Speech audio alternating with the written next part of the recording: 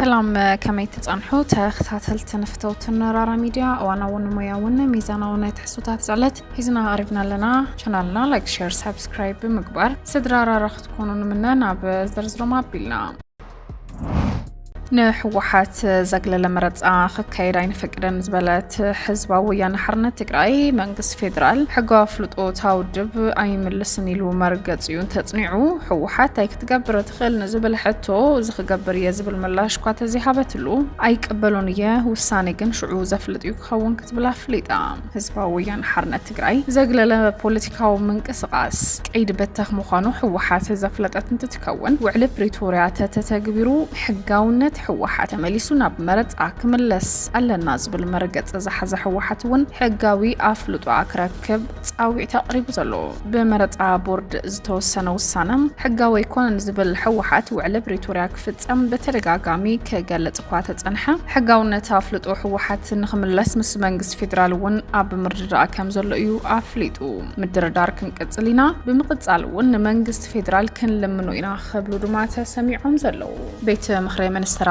فدرالو منغستي كاب حقاون سلامون بوليتيكاون منقسقاس وصاي هنقسقاسو زصانحو بوليتيكاو ጉጅለታት ዳግማይ ከም ፖለቲካው ሰልፍ ንምዝጋብ ዘኽእል ድንጋገዝ ሓዘም መምሓይሽ ኣዋጅን ኣባይ ተወከልት ህዝቢ ለይኹም እምባሮ ይርስዓነት ኣብቲ ገብረ ዘሎ ኣዋጅ መረፃ ኢትዮጵያ ምዝገባ ፖለቲካው ሰልፍታት ስነ ምግባር መረፃ ኢትዮጵያ ዝተገብረ መምሕያሽ ስዒቡ ሕወሓት ዘሳኣኑ ሕጋዊ ፍልጦ ሰልፍ መሊሱ ንኽረክብ ዘቕረቡ ሕጋዊ ሕቶ ዝምልስ ክኸውን ተፅቢት ተገይሩሉ ነይሩ እቲ ቤት ምኽሪ ሚኒስትራት ውን ኣብ ዘካየዱ ኣኺባ ነቲ ዝቐረበሉ መምሕያሽ ኣዋጅ ተቐቢሉ ናባይ ተወከልት ህዝቢ ከም ዝለኣኹ ቤት ጽሕፈት ቀዳማይ ሚኒስትር ኣፍሊጡ እኳ እንተነበረ ክሳብ ሕዚ ግን ሕጋዊ ፍልጦ ድማ ይተዋሃበን ዘሎ ኣብ ቀጻሊ ዓመት ንዝግበር መረፃ ድማ ኣብ ዝመጽእ ዓመት ንዝግበር መረፃ ድማ ሕጋዊ ፍልጦ ዘይረኸበ ህዝባዊ ወያነ ሓርነት ትግራይ እንታይ ክገብር ይኽእል ንዝብል ሕቶ ንመንግስቲ ፌደራል ክንልምን ኢና ናብ ምድርዳርና ውን ክንቅጽል ኢና ንኻልእ ንግበሩ ምንቅስቓሳት ግን ሽዑ ውሳነና ንፍልጥ ክኸውን እዩ ከብሉ ድማ ተሰሚዖም ዘለው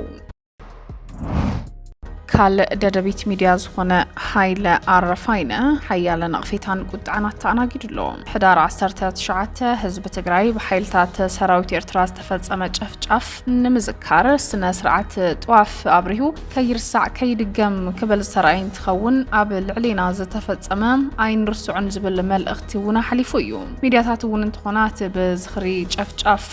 ኣብ ዝተቀልዕሉ ዝነበረ እዋን ዓብይ ብስራት ሚድያታት ትግራይ ውን እንትኾና እቲ ዝኽሪ ጨፍጫፍ ኣብ ዘቃልዓሉ ዝነበረ እዋን ድማ እቲ ኣብ ዘቃልዓሉ ዝነበረ እዋን ድማ ዓብይ ብስራት ጽምዶ ብዝብል ርእሲ መደብ ሒዙ ዝቐረበ ሓይለ ረፋይነ ከቢድ ዝኾነ ነቐፌታ ከተኣናግድ ክኢሉሎ ኣብ መዓልቲ ጨፍጫፍ ዝኽሪ ነቲ ዋና ሰነዳይ ኣካይደን ዝነበረ ኣፈኛ ሃግደፍ ዝኾነ ኣወል ስዒድ ብምቕራብ ዓብይ ብስራት ክብል ይገሊጽዎ ብርግጽ ሓይለ እቲ መደብ ኮነይሉ ዝገበሮን እዋናዊ ኣጀንዳ ብምባል ክጽበዩ ዝጸንሐን እንትኸውን ህዝቢ ኣብ መዓልቲ ጨፍጫፍ ዝተጨፍጨፉ ኣካላት ከመይልካ ብስራት ዝብል ተምጽእ ዝብል ቁጥዕውን ፈጢሩ ዘሎ ምስ ነጣፍ ማሕበራዊ ሚድያ ልፋዕተይ ተስፋ ጽምዶ ዝብል ምንቅስቓስ ብምጅማር ህዝቢ ምስ ህዝቢ ክነራኸብ ኢና ብዝብል ኣወል ስዒድ ኣብ መንጎ ትግራይን ኤርትራን መንግስታዊ ዘይኮነስ ህዝባዊ ርክብ ንገብራለና ክብል እዩ ዘስማዕ ኣይኮነን ዶ ዶባት ተሳጊርካ ኣብ ውሽጢ ተዓዲ ዝግበሩ ዘለው ውሑዳት ምንቅስቓሳት ውን ካብ ኣፍልጦ መንግስቲ ወፃኢ ምዃኑ ዝገልጽ ኣወል ስዒድ ጽምዶ መንግስታዊ ዘይኮነስ ህዝባዊ ብዝብል ሽፋን መግለጽ ከበሉ እዩ ዘስማዕ ኣብ ሓወልቲ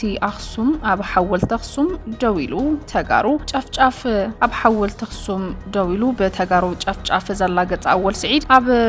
ኣብ ዝኽሪ መዓልቲ ሕዳር 19 ጨፍጫፍ ኣብ ደደቢት ሚድያ ተረኺቡ ድማ ብስራት ዝብል መልእኽቲ ምሕላፉ ውን እቲ ኣቕራቢ ማለት ውን ሃይለ ደደቢት ድማ በብዙሓት ነቐፌታ ክወርዶ እዩ ተራእዩ ዘሎ ኣብ ክልል ኣምሓራ ኣብ ዝተፈላለዩ ከባቢታት ዝተተኽሉ ዘይሕጋዊ መፈተሺ ነቑጣታት ክእለ ተወሲኑሎ መንግስቲ ክልል ኣምሓራ ንዕላማ ምእትእኽኻብ እቶት ዝተጣየሹ ዘይሕጋዊ መፈተሺ ነቑጣታት ሙሉእ ብሙሉእ ክእለዩ ከም ዝወሰነ ድማ ኣፍሊጡ እቲ ቢሮ ደብዳበ ብዝለኣኾ ደብዳበ ኣብ ዝተፈላለዩ ከባቢታት ትኽልል ዝተጣየሹ ዘይሕጋዊ መፈተሺ ነቑጣታት ኣብ ስራሕቲ ሕርሻ ኢንዱስትርያላዊ ምህርቲ ስራሕቲ ምህርትን ብምትዕንቓፍ ዘደናግዩ ማለት ውን ዝግቡ ክፍሊት ብምኽፋል ዋጋ መነባብሮ ክውስኽ ዘደረቱ ምዃኑ ይሓቢሩ ቢሮ ሰላምን ጸጥታን ብሄራዊ ክልል መንግስቲ ኣምሓራ ከም ዝገለጾም እዞም ነውጣታት መፈተሺ ብሰንኪ ኢኮኖሚያዊ ምንቅስቓስ ትኽልል ከም ዝተኣልዩ ብምግላጽ ኣብ ነፍሲ ወከፍ ከተማ ብመሰረት ብርክ ታሪፍ ትኽፍሊት ክእከብ ከም ዝኽእል እውን እቲ ምምሕዳር ኣፍሊጡ ዘሎ መጽዓና በዘራግፉ ነጥቢ ፍርያት ኣግራባት ፍርያት ሕርሻ ማዕድናት ጥሪት ጫታት ዝኾኑ ካልኦት ፍርያት ኢንዱስትሪ ጥራሕ ድማ ዝብል ድንጋገ ዘሎ እኳ እንተኾነ ኣብ ነፍሲ ወከፍ ቦታታት መፈተሺ ነውጣታት ብምጥቃም ምንቅስቓስ ፍርያት ብምትዕንቃፍ ብዙሕ ክፍሊት ይእከብ ከም ዘሎ ድማ ኣመላኺቱ ስለዝኾነ ከም መፍትሒ ዝበሎ ኣብ ዝተፈላለዩ ከተማታት ኣብ ትራፊክ ከበድቲ ተሽከርከርቲ ዘለዎን ከባቢታት ኣብ ዝኾነ ገጠራትን ቀበሌታትን ካብ መጽዓንን መራገፍን ወጻኢ ብዘይሕጋዊ መንገዲ ዝተጣየሸ ነውጣ ምስ ምልከቶም ኣካላት ጸጥታ ብምውህሃድ ብቕልጡፍ ክእለዩ ገይሩ ዘሎ መንግስቲ ክልል ህዝቢ ደቡባዊ ምዕራብ ኢትዮጵያ ቅድሚ ሕዚ ኣብ ሰፈራታት ኣብ ጎኒ ጽርግያታት ዝተጣየሹ መንግስቲ ክልል ኣብ ዝተፈላለዩ ሰፈራታት ዝተጣየሹ ኩሎም ዘይሕጋዊ መፈተሺ ብጉልባብ ግብሪ ቀረጽ ልምዓት ከባብን ክእለ ጌርና ኣለና ዝበለ እንትኸውን እቲ መንግስቲ ኣብ ወግዓዊ ገጽ ፌስቡክ ድማ ኣብ ዝተፈላለዩ ከባቢታት ዝተጣየሹ ዘይሕጋዊ መፈተሺ ንናጻ ምንቅስቓስ ኣቑሑ ዝዕንቅፉን ንነጻን ስሉጥን ምንቅስቓስ ኣቑሑት ዕንቅፋት ብምፍጣር ዜጋታት ኣብ ንቡር ንጥፈታት ከይጥቀሙሉ ከም ዝኽኣሉ ኣፍሊጡ ኣብ ዝተፈላለዩ ከባቢታት ዝተጣየሹ ምንቅስቓሳት ኣቑሑ ዝዕንቅፉ መፈተሺ ክእለዩ ብምውሳኑ ስዒብ ድማ ዓበይቲ ምንቅስቓሳት ሰራይ እንትኾኑ ተወሳነ ኣብ ገለ ከባቢታት ትኽልል ብሓደ ዓይነት መንገዲ ተግበር ዝብል ሓሳቡን ተላዒሉ ኣሎ እዚ ምድንጓይ ኣብ ቁጠባዊ ምንቅስቓስ ትኽልል ዓብዪ ጸቕጢ ዝፈጥር ዘሎ እንትኸውን ነዚ ቁጠባ ዘዳኽም ስርዓት ሙሉእ ብምሉእ ደው ንምባል መንግስቲ ደቡባዊ ምዕራብ ኢትዮጵያ ብጉልባብ ግብሪ ቀረጽ ልምዓት ከባቢ ኣብ ሰፈራታት ኣብ ጎድናታት ዝተጣየሹ ዘይሕጋዊ መፈተሺ ነውጣታት እውን ክእለ ምውሳኑ ድማ ብርክት ዝበሉ ሓሳባት እናተዋሃቡ ዝርከብ እዩ ፕሬዝዳንት ኢሳያስ አፈወርቂ ናብ ፖርት ሱዳን ኣምሪሕሎ እቲ ፕሬዝዳንት ምስ ሉዓላዊ ቤት ምኽሪ ሱዳን ጀነራል ዓብደል ፈታሕ አልቡርሃን ከም ዝተራኸበን ክልላዊ ዘተን ከም ዘካይደን ተፈሊጡ ብተደጋጋሚ ናብ ሱዳን ብምምራሕ ምስ ጀነራል ዓብደል ፈታሕ አልቡርሃን ርክብ ዝገብር ዘሎ ፕሬዝዳንት ኢሳያስ አፈወርቂ ኣብቲ ዞባ ተፈጢሩ ዘሎ ስጋት ንምድህሳስ ምስ ጎረባብቲ ሃገራት ድማ ልዝብ ተመሊሱ ልዝብ እውን ይህን ይበሃል ከም ዘሎ ይተፈሊጡ ዘሎ መቋረጽ ዘይተረኽቦ ኩናት ሱዳን ኣብ መንጎ ክልተ ጀነራላት ዝግበር ዘሎ ፍሕፍሕ ስዒቡ ድማ ጎረባብቲ ሃገራት ጣልቃ ብምእታው እቲ ኩናት ደው ክብል ዝተፈላለዩ ጻዕርታት ዝገብራ ዘለዋ እንትኾና እቲ ጻዕርታት ግን ክሳብ ሕዚ እውን ክሳኻዕ ይከኣለን